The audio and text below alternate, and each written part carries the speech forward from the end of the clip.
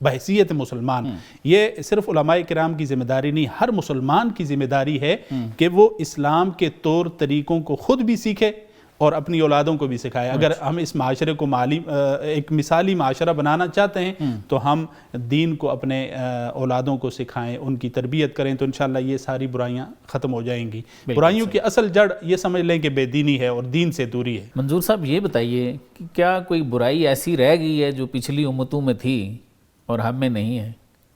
Net پہ اگر دیکھیں، سوشل میڈیا پہ، تو ہر دوسری ویڈیو جو ہے نا وہ علماء دین کی ہے، لیکن مسلمان دن بدن گرتا ہی جا رہا ہے۔ کیا ارشاد فرماتے ہیں؟ جی بالکل، آپ نے درست فرمایا کہ کوئی برائی ایسی نہیں ہے جو پہلی امتوں میں تھی وہ ہمارے اندر نہ ہوں، بلکہ اس سے بھی تھوڑی سی بڑھ کر ہے۔ صحیح۔ یہ تو اللہ تعالیٰ کا فضل ہے، اللہ کا احسان ہے، آقا دو عالم صلی اللہ علیہ وسلم کی دعاؤں کی برکت ہے کہ ہمارے اوپر عمومی عذاب نہیں آ رہا۔ بالکل ایسے عذاب ہے بھی ایک صورت میں، دیکھیں کہ ہر بندہ پریشان ہے، بالکل ٹھیک ہے، ہر بندہ ٹینشن کے اندر ہے، اور ہر بندہ ذہنی الجھاؤ کا شکار ہے۔ اس کی وجہ دین سے دوری ہے۔ دیکھیں ایک آیت کریمہ ہے، اللہ تعالیٰ نے فرمایا کہ یا ایھا الذین آمنوا ادخلوا فی السلم کافہ، واہ، کہ ایمان والو پورے کے پورے داخل ہو پورے کے پورے اسلام میں داخل ہو جاؤ۔ بالکل ایسے۔ تو ہمارے اندر یہ برائیاں اسی وجہ سے ہیں کہ ہم کچھ چیزیں اسلام سے اپنی مرضی کی، یعنی ہم دین بھی اپنی مرضی کا چاہتے ہیں، بالکل اپنی مرضی کی کچھ چیزیں لی ہوئی ہیں۔ اگر علماء کرام بتاتے ہیں کہ نہیں یہ بات جو ہے وہ دین کی ہے، وہ کہتے ہیں یہ مولویوں نے مرضی کا دین بنایا ہوا ہے۔ دین وہ ہے جو اللہ کے نبی صلی اللہ علیہ وسلم بتا کر گئے، صحیح، ٹھیک ہے، اور دین وہ ہے جو اسلام شریعت نے ہمیں سکھایا ہے۔ جی، اگر اسی آیت کریمہ کو ہم پڑھیں تو ہم سے ساری برائیاں نکل جاتی ہیں۔ پھر مومن کی شان تو یہ ہے کہ المؤمن غر کریم، واہ، مومن تو بالکل سیدھا سادہ ہوتا ہے، سبحان اللہ، والفاجر خب لئیم، واہ، کمینہ دھوکے باز ہوتا ہے۔ اگر ہم مومن ہیں، ہم اپنے آپ کو مسلمان مومن کہتے ہیں، تو پھر ساری کی ساری برائیاں ہم سے نکل جائیں گی۔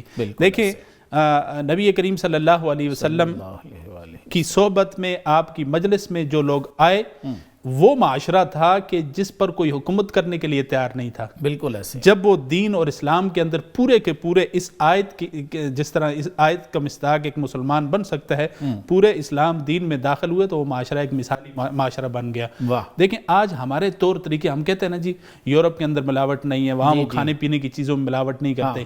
آج ہمارے اسلام کی، ہمارے دین کی چیزیں انہوں نے لے لی ہیں۔ بالکل، ہمارے اندر ان کا طور طریقہ ہے۔ اگر ہم مسلمان بحیثیت مسلمان پورے کے پورے اسلام کے طریقوں پر چلیں، اور پھر یہ جتنی احادیث مبارکہ ہیں یہ پڑھنے کے لیے بھی ہیں، عمل کرنے کے لیے بھی ہیں۔ بالکل ایسے۔ یہ وحیدیں، یہ جو ابھی آپ کے پروگرام میں مولانا نے بتائی یا میں نے بتائی یا آپ نے ذکر کیا، اگر یہ ہمارے سامنے ہوں، اور پھر ایمان والوں کے لیے اللہ نے کیا کیا تیار کر رکھا ہے، یہ ساری چیزیں ہمارے سامنے ہوں، تو یہ ساری برائیاں ہمارے اندر سے ختم ہو جائیں اور ہم صحیح معنوں میں مسلمان کہلائیں۔ اور جو آپ نے ذکر کیا کہ ہم علماء کرام کی ویڈیو بھی دیکھتے ہیں، ساری چیزیں سنتے ہیں، ہم جمعے کا بیان کرتے ہیں تو لوگ اس وقت آتے ہیں جس وقت ہم خطبہ دے رہے ہوتے ہیں۔ صحیح۔ ویڈیو سوشل میڈیا پر آپ چیک کر لیں کہ علماء کرام کے جو بیان ہیں اس کو لوگ بہت کم دیکھتے سنتے ہیں۔ صحیح، ٹھیک ہے، یعنی غلط لغویات جو ہیں ان کی طرف لوگوں کا رجحان زیادہ ہے۔